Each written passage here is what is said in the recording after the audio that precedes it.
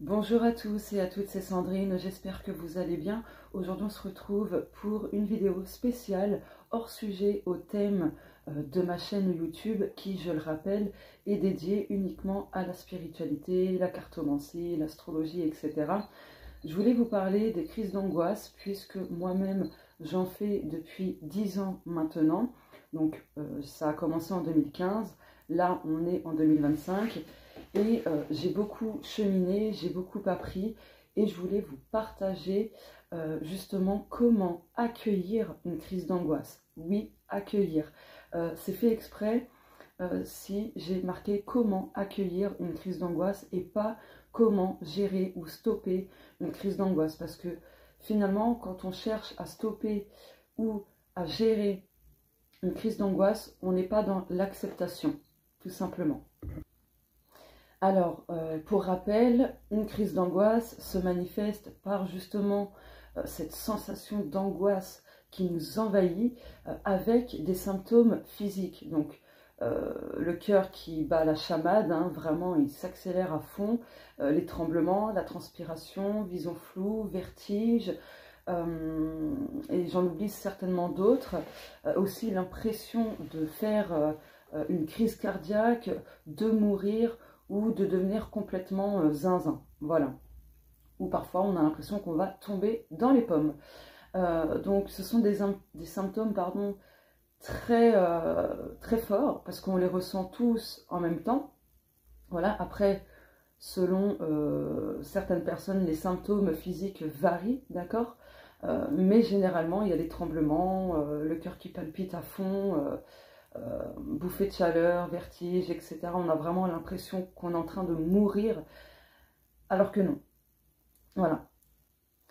Pourquoi on vit une crise d'angoisse? Alors déjà, c'est le cerveau qui s'est branché sur le mode survie, d'accord? Pour telle ou telle raison, la plupart du temps, c'est voilà, il y a eu un choc émotionnel, un trauma, burn-out aussi, hein. On peut faire des crises d'angoisse quand on est en burn-out et tout ça. Bref, il y a forcément un facteur, il y a des éléments déclencheurs vis-à-vis d'une crise d'angoisse. Donc c'est vrai que des fois on ne sait pas pourquoi on fait des crises d'angoisse et parfois on sait. Voilà. Ça dépend encore une fois de chacun de nous, de chaque personne qui vit justement de l'anxiété et qui fait des crises de panique, d'angoisse, etc. Mais quel est son message justement à cette crise d'angoisse? Parce qu'il y a toujours un message. L'émotion de la colère, il y a un message. L'émotion de la tristesse, il y a un message. Et chacune des émotions ont un message spécifique à nous transmettre. D'accord? Donc la colère, par exemple, va nous transmettre le message que nos limites ont été complètement dépassées. Ou alors ça fait écho à de l'injustice, par exemple. Mais la peur, donc l'angoisse, quel est son message? Eh bien, la plupart du temps, quand on fait une crise d'angoisse, c'est que le cerveau perçoit une menace, un danger. Mais, pas que ça.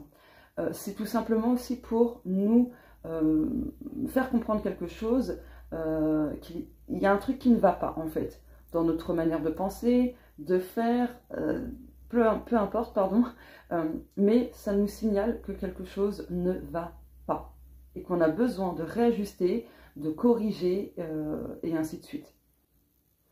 D'ailleurs, comment on se sent après avoir fait une crise d'angoisse? Alors c'est très simple, on est fatigué, on est complètement vidé et la plupart du temps, on a mal partout dans le corps parce que justement le corps il s'est tellement contracté et tout. Voilà, on est épuisé, on est vraiment vidé de notre énergie. Donc imaginez qu'une personne fasse plusieurs crises d'angoisse dans la journée, elle va avoir du mal en fait à reprendre des forces, de l'énergie. Donc c'est un cercle vicieux. Et ça, il y a très peu de personnes qui le comprennent. Et quand je dis très peu de personnes qui le comprennent, c'est les personnes qui ne vivent pas d'anxiété, qui ne font pas de crise d'angoisse, mais qui se permettent d'ouvrir leur bouche et de juger. Bon oui, sinon c'est pas drôle. Déjà, rien quand on fait une crise d'angoisse, que ce soit une par jour ou plusieurs par semaine, peu importe, on est complètement KO. On a des tensions au niveau de la nuque, là, ici, tête, bref, on ressent de la tension partout, quoi. Hein. Donc voilà, notre corps est tout le temps en hyper vigilance. Donc on est souvent tendu, on s'en rend pas compte, hein, mais notre corps est très tendu et tout ça. Donc voilà, c'est pour ça que souvent on a des maux de tête, mal à la nuque, et j'en passe, des vertes et des pas mûres. Voilà, n'hésitez pas, vous, à me dire ce que vous ressentez après une crise d'angoisse. Comme ça peut aider d'autres personnes qui en font, voilà, à réaliser que vous n'êtes pas cinglé, vous n'en faites pas des caisses, que c'est pas de la comédie et qu'il y a vraiment un impact sur le corps physique. Parce que quand on a un trouble anxieux, ça impacte dans un premier temps donc la tête, dans le sens les émotions, les pensées, etc. Mais sur le long terme, ça commence à bien impacter quand même le corps. Voilà, je dis pas ça pour faire peur, mais c'est vrai. On commence à avoir des problèmes, en tout cas moi, personnellement, des fois j'ai des crampes aux intestins, j'ai des douleurs et tout, enfin, voilà. Donc non, les personnes qui pensent qu'on en fait des caisses, que c'est des caprices, que c'est de la comédie, etc., non, pas du tout, ok. Et oui, on le sait, quelque part que c'est dans notre tête, mais c'est dans le cerveau que ça se passe. Donc c'est pas imaginaire, ça se passe vraiment au niveau du cerveau, puisque le cerveau, il s'est branché dans le mode survie. Voilà, donc en fait, les choses qui vont lui rappeler des événements passés douloureux, traumatiques, etc., forcément, il va nous lancer cette alerte. Et l'alerte, c'est quoi? C'est la crise d'angoisse. Voilà, pour la faire courte. Du coup, ça sert à rien de dire aux personnes qui font une crise de panique, une crise d'angoisse, arrête de stresser, pense à autre chose. Ce genre de phrase, c'est pas ce qui aide. Ce qui va aider la personne à faire diminuer, à stopper la crise d'angoisse, c'est de la ramener dans le moment présent, à lui dire ce qui l'entoure, etc. À lui dire qu'il n'y a pas de danger. Donc ça, on peut le faire nous-mêmes hein, aussi, mais c'est vrai que c'est pas facile au début.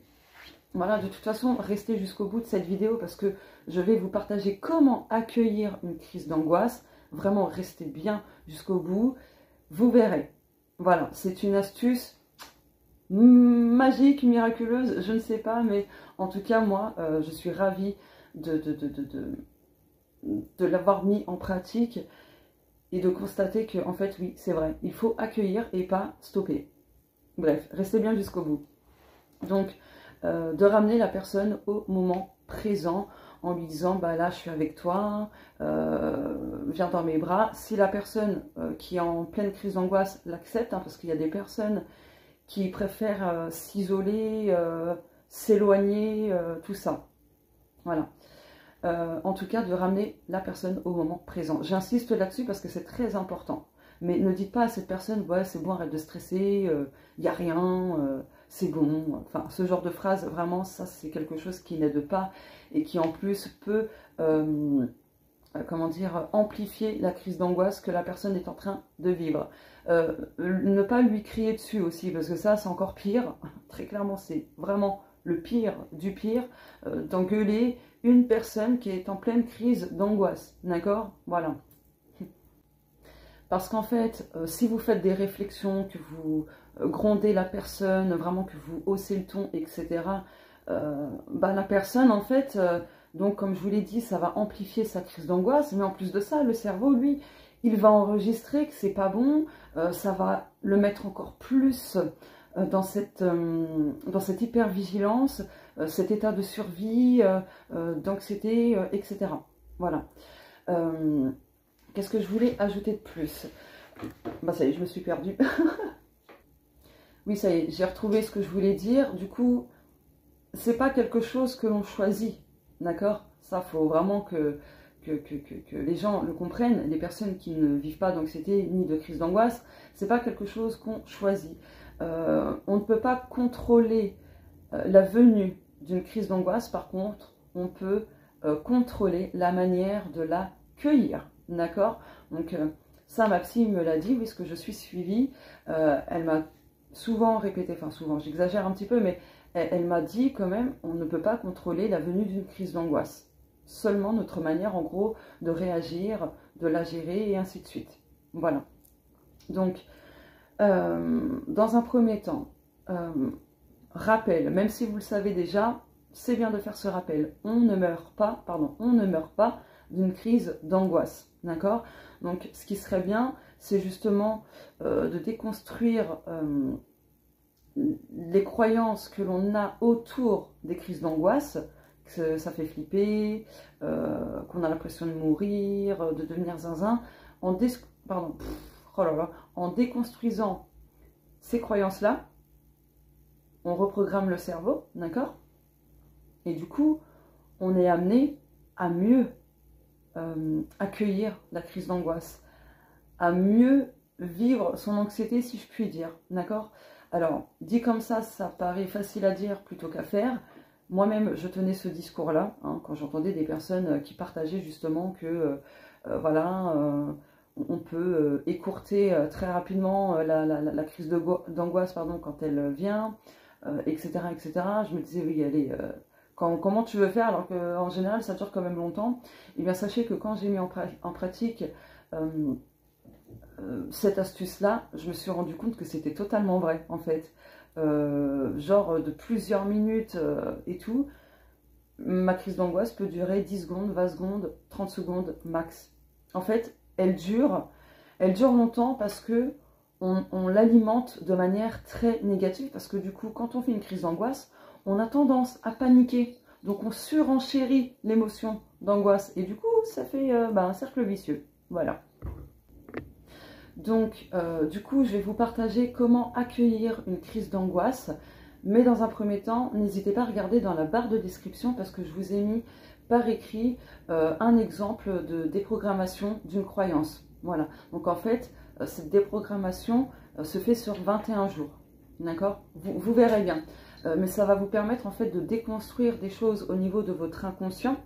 Donc, de reprogrammer le cerveau. Voilà. Alors, comment accueillir une crise d'angoisse? La plupart du temps, quand on commence à sentir les symptômes et tout, on fuit. On change d'endroit, de pièce, etc. Et ça, c'est la chose à ne pas faire.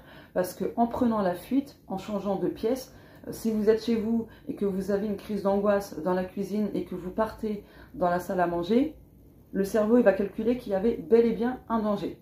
Vous voyez? Donc, la première chose à faire, c'est quand vous sentez une crise d'angoisse arriver, de rester sur place. C'est très important. Vous allez en fait, dire au cerveau, mais non, il n'y a pas de danger, je ne vais pas prendre la fuite. Je suis tranquille dans ma cuisine, il n'y a pas de danger. Et même si vous êtes dehors, c'est exactement la même chose. Voilà. Donc, premier point, ne pas sortir de l'endroit où l'on est quand on fait une crise d'angoisse. Et c'est ça le plus difficile. C'est difficile dans les premiers temps, mais vous verrez, à force de mettre ça en pratique, vous allez voir comment vous allez réussir à accueillir la crise d'angoisse et à diminuer son impact, à diminuer les symptômes et surtout à diminuer grandement sa durée. Ensuite, après le premier point, donc de rester sur place, choisissez un symptôme physique qui émet la crise d'angoisse, qui vous fait pas spécialement flipper. Ça peut être le cœur qui bat très très vite, ça peut être les tremblements aux pieds, aux mains. Voilà, choisissez un symptôme qui ne vous fait pas spécialement flipper. Voilà.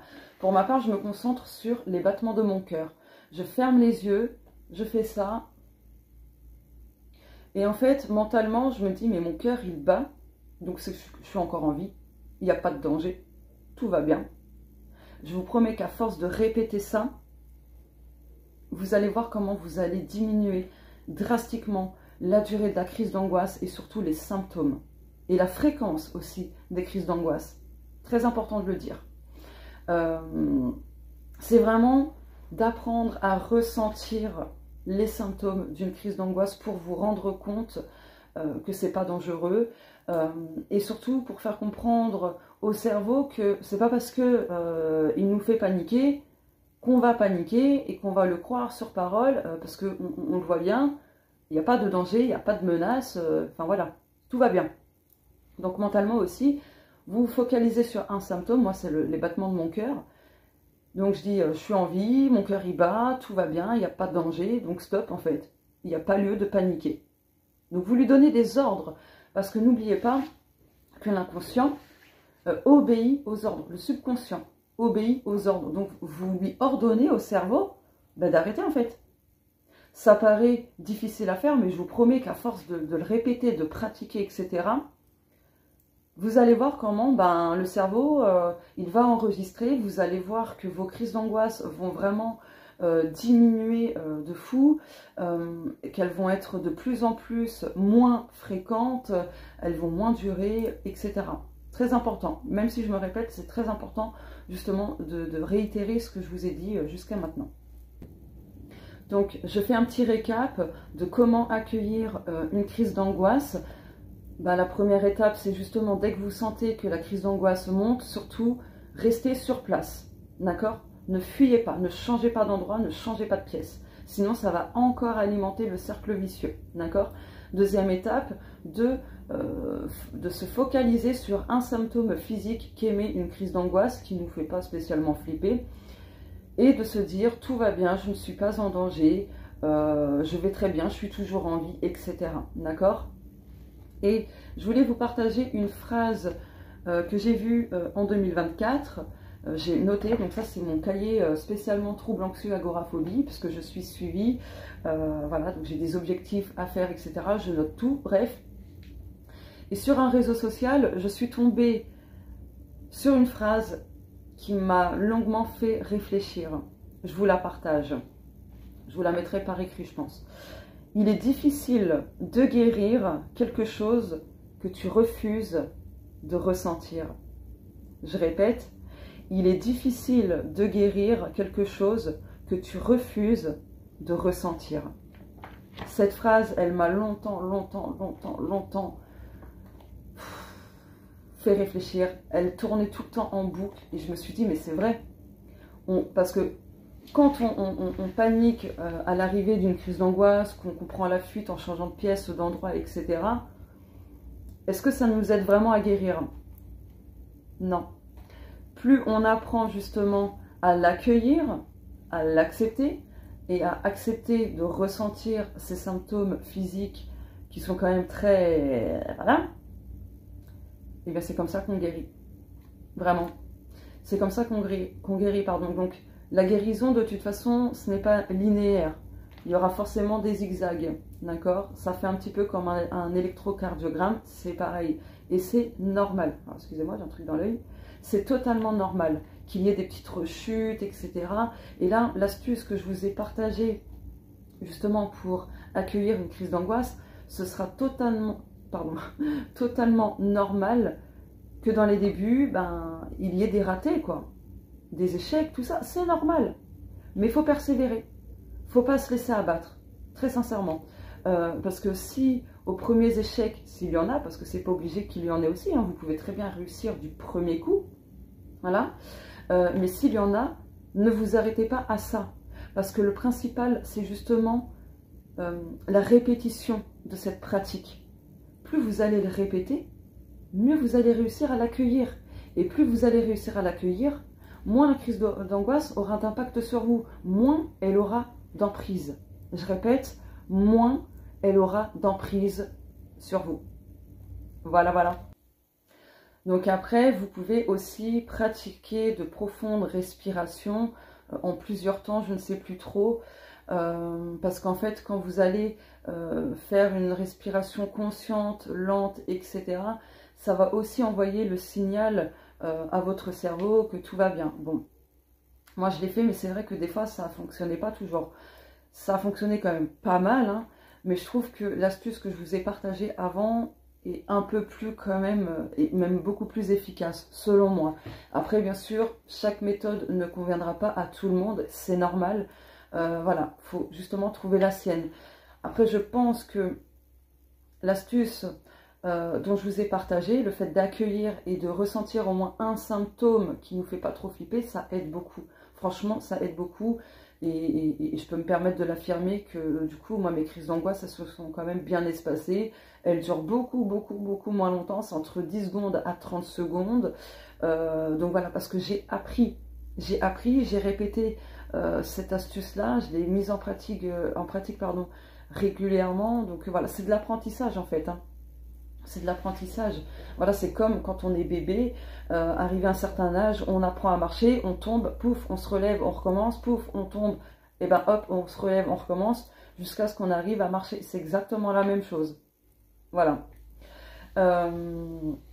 Qu'est-ce que je voulais dire d'autre? Je m'en rappelle plus. Ça y est, je m'en rappelle.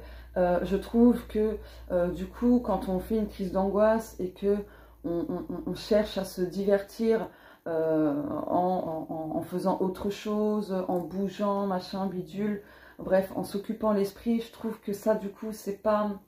Ça peut aider de temps à autre, hein, bien sûr, mais de le faire constamment, ça n'aide pas, en fait. Je trouve que ça comment dire... ça alimente encore plus le cercle vicieux, les crises d'angoisse, tout ça, tout ça. Ça peut aider, comme je l'ai dit, hein, de temps à autre, mais pas de le faire tout le temps, en fait, à chaque venue d'une crise d'angoisse. Et je dis ça par expérience, du coup. Donc, voilà. Parce que, finalement, on prend la fuite. Parce qu'en se divertissant, en se changeant les idées, en occupant son esprit, en faisant autre chose alors qu'on est en pleine crise, c'est de l'évitement, c'est de la fuite. Vous voyez? Et du coup, ça renvoie quoi comme message au cerveau? Qu'il y avait bel et bien un danger. Parce que dès lors que nous évitons et que nous prenons la fuite, le cerveau enregistre encore une fois qu'il y avait bel et bien une menace, un danger, etc. Donc voilà. De temps en temps, occasionnellement, vous pouvez le faire, mais vraiment l'astuce que je vous ai partagée, c'est, je trouve, la mieux adaptée. La mieux adaptée parce qu'on apprend à ressentir, on apprend à accueillir et on accepte que cette émotion soit là, en fait. Et plus on pratique, eh bien, plus elle n'aura plus d'impact sur nous. Comme je vous l'ai dit, elle n'aura plus d'emprise sur vous, arrivé à un moment donné ou un autre. Voilà, voilà. Un dernier rappel avant de clôturer cette vidéo. Souvenez-vous que l'émotion de la peur, donc les crises d'angoisse, etc., est là pour vous faire comprendre qu'il y a quelque chose qui ne va pas, qui a besoin d'être vu, d'être conscientisé, etc. Ça ne signifie pas forcément que le cerveau capte du coup une menace à danger, c'est que parfois on s'en rend pas compte, on peut faire la vaisselle, mon chat qui miaule, la vaisselle de manière très très speed, le ménage de façon très très speed, bref, d'être tout le temps dans la rapidité. Et parfois on peut justement se déclencher une crise d'angoisse parce que on est trop dans l'hyperactivité et notre corps nous fait signaler que c'est bon, détends-toi, ralentis le rythme, etc., etc. Parce que plus on est justement dans la rapidité, machin bidule, le corps, au bout d'un moment, il va saturer et du coup peut nous déclencher une crise d'angoisse pour justement nous faire comprendre qu'on a besoin de lever le pied. Voilà, ça peut être ça aussi comme message. En tout cas, si vous avez des questions par rapport à cette vidéo, n'hésitez pas à me les écrire en commentaire. J'essaierai de vous répondre rapidement. Donc voilà, merci à tous et à toutes pour votre écoute et surtout partagez ça autour de vous parce que je pense que ça peut aider beaucoup de personnes. Voilà, que vous le viviez ou non, ça peut vraiment aider. Voilà, gros bisous et on se dit peut-être à bientôt.